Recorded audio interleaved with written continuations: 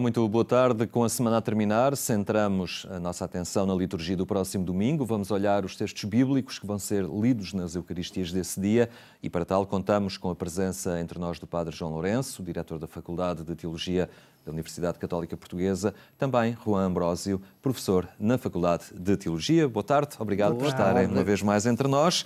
Vamos então, desta vez, analisar o quinto domingo da Quaresma.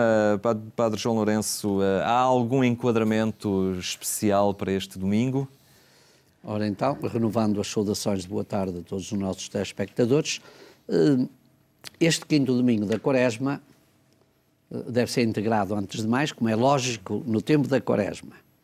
Mas, para além disso, deve ser enquadrado naquilo que são, ou aquilo que foram, os domingos precedentes, o terceiro e o quarto, porque estes três domingos, terceiro, quarto e quinto da Quaresma, tiveram sempre na liturgia cristã, principalmente desde as origens, um sentido muito, muito específico, muito direcionado, muito intenso, diria eu, porque são os três domingos das grandes catequeses batismais que as comunidades faziam para preparar os catecúmenos para o batismo, recorrendo a textos bíblicos com uma matriz, eu diria, catequética e catecumenal, muito significativa, abordando temas que se integram exatamente nesta preparação, porque todos estes catecúmenos eram depois batizados na noite, na Vigília Pascal, que era o grande momento da celebração litúrgica, como ainda hoje é,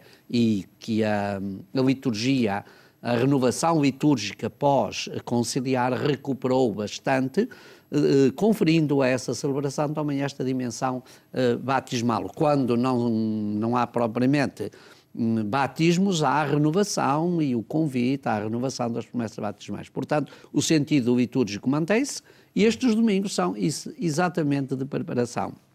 Pois poderemos ver, na sequência desta introdução, qual é o sentido específico de cada uma destas, de cada passo ou cada etapa destes três, desta caminhada quaresmal, não é? Porque cada um dos domingos tem um acento muito próprio na redescoberta de uma dimensão muito específica daquilo que deve ser o sentido de Jesus para os catecúmenos e a etapa que se pede aos catecúmenos na adesão à fé.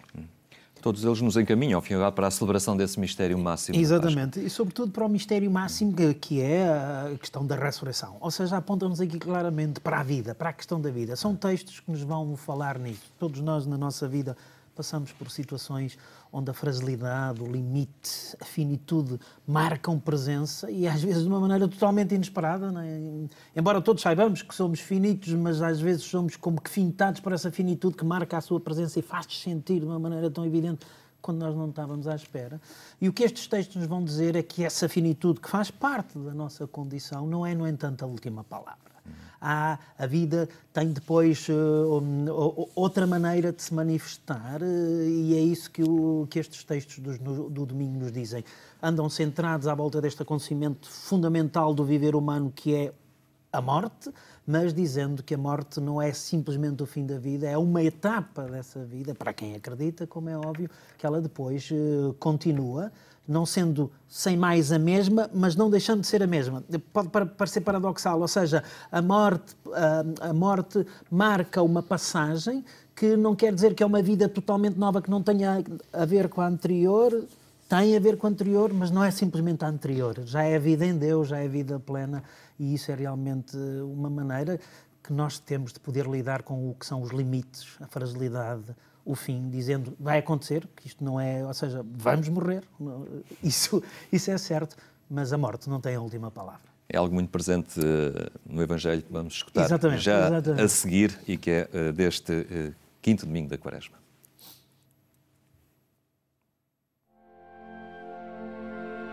Estava doente um homem chamado Lázaro de Betânia, terra de Maria e de Marta, sua irmã. Então as irmãs enviaram a Jesus este recado: Senhor, aquele que amas está doente. Ouvindo isto, Jesus disse: Esta doença não é de morte, mas sim para a glória de Deus, manifestando-se por ela a glória do Filho de Deus. Jesus era muito amigo de Marta, da sua irmã e de Lázaro, mas quando recebeu a notícia de que este estava doente, ainda se demorou 2 dias no local onde se encontrava. Ao chegar, Jesus encontrou-o sepultado havia 4 dias. Logo que Marta ouviu dizer que Jesus estava a chegar, saiu a recebê-lo, enquanto Maria ficou sentada em casa. Marta disse então a Jesus: Senhor, se tu cá estivesses, o meu irmão não teria morrido. Mas, ainda agora, eu sei que tudo o que pedires a Deus, Ele te concederá. Disse-lhe Jesus: Teu irmão ressuscitará. Marta respondeu-lhe: Eu sei que ele há de ressuscitar na ressurreição do último dia. Disse-lhe Jesus: Eu sou a ressurreição e a vida.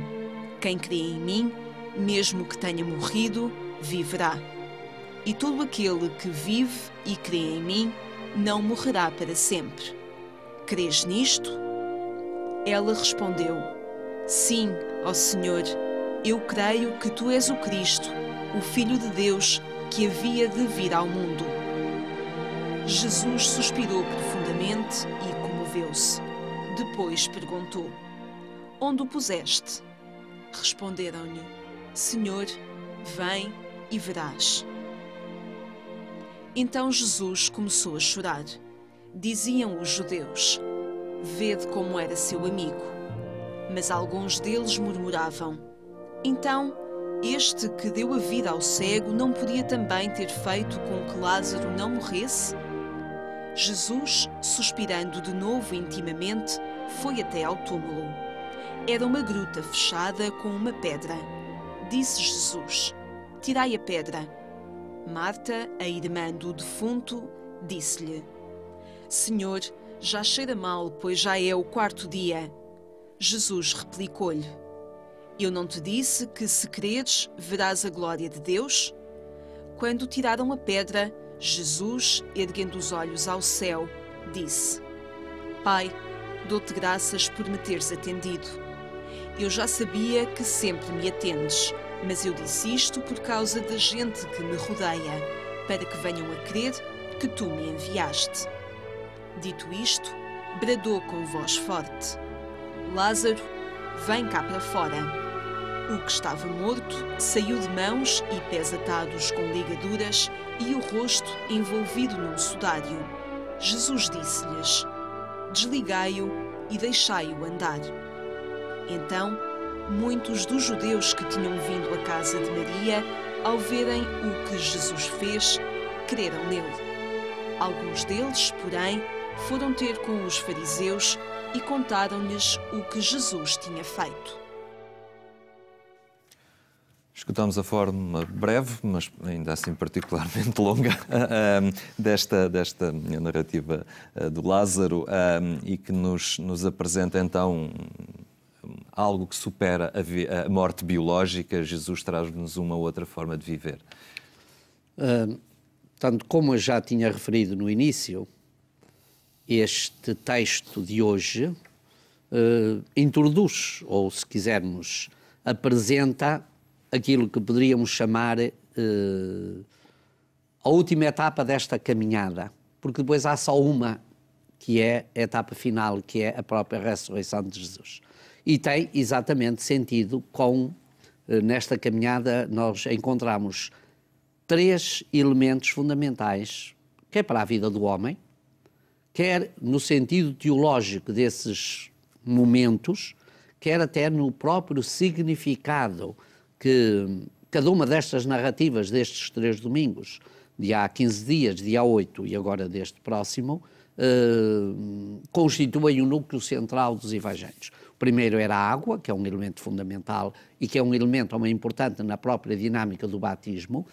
Porquê? Porque a água significa, acima de tudo, o dom do Espírito. E está muito próximo do tema que aborda aqui, que é o tema da vida. Poderíamos quase dizer, sem água não há vida. Isso até hoje, quando vemos aí as descobertas científicas, a grande questão que se pergunta é: se há água, então é capaz de haver vida nessas situações. Aqui, naturalmente, trata-se de uma água diferente, mas a relação entre a água e a vida é muito importante. Depois, e aliás, o Evangelho faz alguns ecos, é a cura do cego de nascença. O ver é importante porque é, no fundo, aquele grande sentido que conduz a uma vivência espiritual e interior. E é por isso que também eu creio que aqui no Evangelho 2 ou 3 vezes se alude ao abrir os olhos aos cegos, ao abrir os olhos ao cego, vem ver, perguntaram, Jesus perguntou onde o colocaste, vem ver, quer dizer, o ver, a luz, a capacidade de apreender o sentido das coisas é muito importante nesta dinâmica catequética. E, portanto, os dois evangelhos preparam aqui exatamente para este sentido pleno.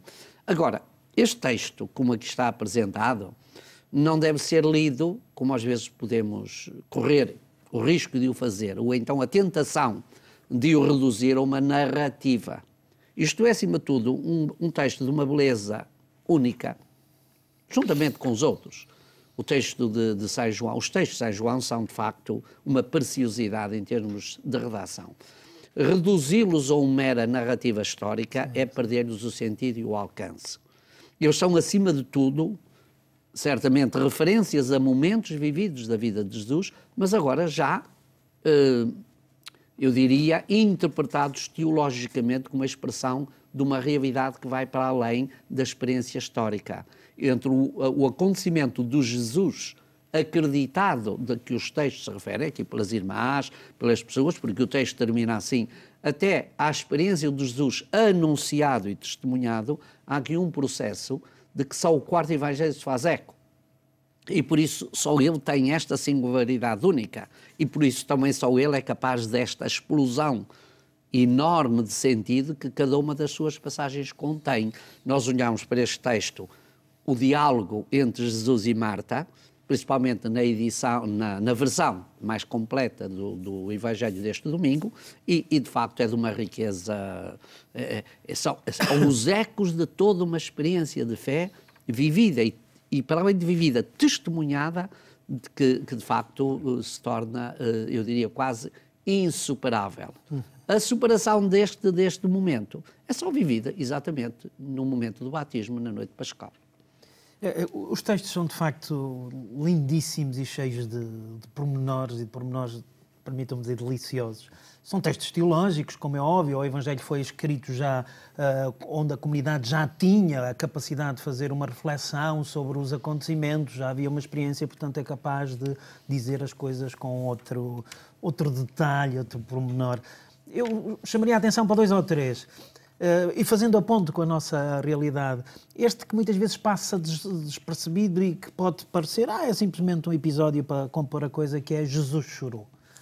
Esta capacidade que é hoje pedida aos cristãos de que o seguimento deste Senhor Jesus passa também para a capacidade que as comunidades cristãs tenham de chorar as situações onde a vida humana é atingida, onde a dignidade da vida humana é massacrada. Comunidades cristãs que não tenham a capacidade de chorar sempre que a condição humana é espezinhada são comunidades cristãs que não sabem seguir o seu Senhor, porque ele testemunha-nos aqui que chorou com aquele limite de um amigo, com o fim daquele amigo. E isso é para mim uma interpelação imensa para as comunidades cristãs, para cada cristão pessoalmente, mas para cada cristão em comunidade. A segunda nota é o número 4 que aqui vem, não é?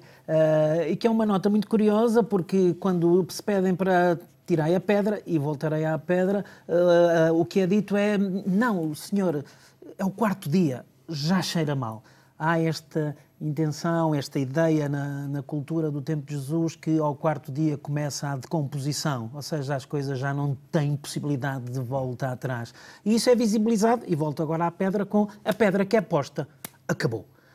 Todos nós já temos a experiência, certamente, de ter participado num funeral e sabemos como aquela pasada de terra, aquela laje que se põe, ou as portas que se fecham do crematório são...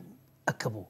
E o que o Senhor Jesus nos vem dizer é que aquela pedra não é o fim, e por isso ele diz depois, retirem a pedra. E a vida retransforma-se, retoma-se a mesma vida e não a mesma vida, e esse é o grande grito que estes textos nos vêm dizer. É de facto uma beleza e isto pode nos ajudar a viver os tempos difíceis onde vivemos num mundo em que parece que o que marca mais é a fragilidade, é a morte, é o fim. Se nós tivermos a capacidade de chorar, talvez tenhamos a capacidade de tirar essa pedra. Este seria certamente um evangelho que daria para vários programas, mas o tempo não nos permite e nós temos que dar um passo em direção à primeira leitura da profecia de Ezequiel. Ele é o profeta da esperança. Exatamente. E também esta passagem está marcada por esse cunho. Padre João Lourenço. Pois a primeira leitura deste domingo é tomada do capítulo 37 do livro de Ezequiel, que é uma das teofanias, se quisermos, ou dos textos mais ricos de Ezequiel e mais densamente simbólicos, que é a chamada visão dos ossos. Este texto de Ezequiel, eu diria que é a expressão quase de uma história judaica. Ainda hoje, quando se vai a Israel e se pode visitar o Museu do Holocausto no Monte Herzl, uma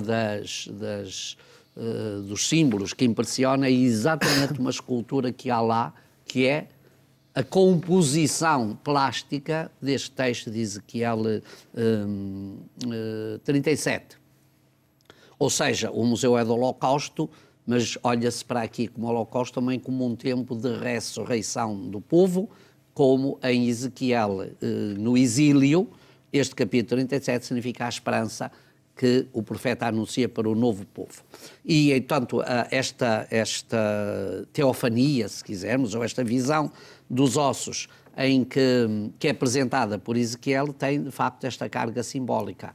O povo de Israel, e já foi aqui até referido pelo Juan várias vezes, que faz aí a experiência máxima da sua fragilidade, contrapondo uma certa expectativa de vanglória que esse povo cultivava na sua experiência histórica, ali vai experimentar exatamente que essa realidade não é de vanglória, não é de exaltação, não é de superstição, mas é da experiência do trágico, do drama da destruição. Portanto, este povo está metido num vale e é um montão de ossos. E esses ossos vão ganhar uma nova vida exatamente pela força do Espírito de Deus. Ou seja, por aquilo que nós podíamos dizer, a graça, o dom, acima de tudo a esperança, de que o profeta é arauto e portador, claro, devido à força do Espírito. E, neste contexto, podemos dizer que a primeira leitura abre ao sentido de toda esta liturgia deste domingo. Né? Portanto, há aqui um anúncio, que não é uma mera memória do passado, porque é um elemento fundamental da própria tradição teológica de Israel e eu diria, da herança religiosa que ele dá à humanidade.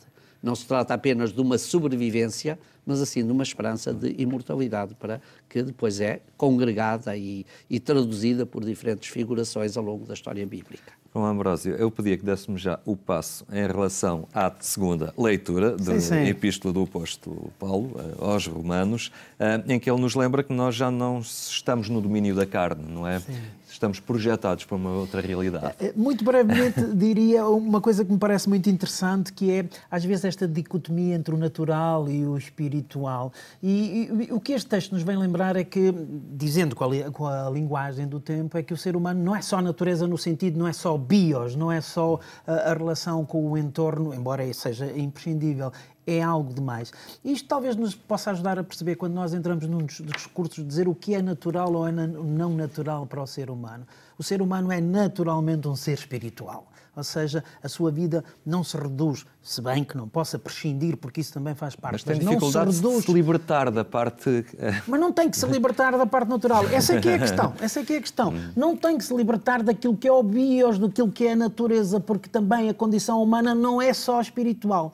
É esta tensão que é tão apaixonante no cristianismo, não é? Ou seja, sabermos ter a capacidade de dizer que somos terra. É tão interessante isso que vem dito na Laudato Si do Papa Francisco. Somos terra, não podemos deixar de ser terra, e com isso partilhamos com todos os outros elementos e com todos os outros seres do universo, mas não somos só terra.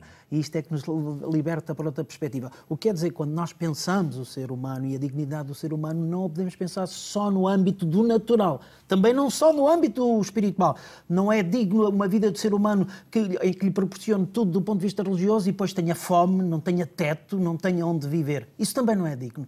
E o que estes textos nos ajudam a perceber é que é esta totalidade que tem que ser trabalhada. Não é só natureza, não é só espírito. É esta beleza completamente intrincada, estes fios todos a tecerem-se, em que é isto que é o ser humano e é isto que o distingue de todos os outros seres. João, muito rapidamente. Muito rapidamente, é só para realçar um bocadinho esta complementaridade, ou se quiserem, esta dupla dimensão exatamente, que é tão querida a São Paulo, e que ele é capaz que ele é capaz de dar uma forma teológica pela sua paixão em Cristo, pela sua adesão profunda. Isto aparece aqui como não apenas uma figura, mas uma realidade ressuscitada. Paulo é uma realidade ressuscitada na sua experiência de encontro com Cristo. Ele não desconhece, como acaba aqui de dizer o meu colega, ele não desconhece a sua condição finita, carnal, mortal, limitada, judaica, não nega nada dessas dimensões, mas sente que tudo isso é retransfigurado e tem um novo sentido. Portanto, a nossa esperança não destrói a nossa condição, mas transforma. A nossa esperança não parte de uma condição angelical, como às vezes pensa, não é? Nós não somos anjos. Deus não nos quis assim, nem nos quer. Deus quer nem nos quererá. Nem nos quererá. Este quer é o futuro presente. Claro, que é o que é Deus. Que é tipicamente bíblico. Exatamente. Que não nos quer agora e continua a não querer-nos. Portanto, não é esta a dimensão. Esta é a dimensão corpórea, existencial, vivencial, que está marcada exatamente pela ação, pela força do Espírito. E por isso estas três leituras, parecendo até contextualizadas em mundos muito diferentes, mas aqui se vê a harmonia dos textos bíblicos quando eles são lidos na verdadeira dimensão que devem ser, ou seja, a dimensão da sua complementaridade, em que havia uma regra muito bonita, há pouco numa aula falava disto aos alunos, é que a Escritura explica-se pela Escritura.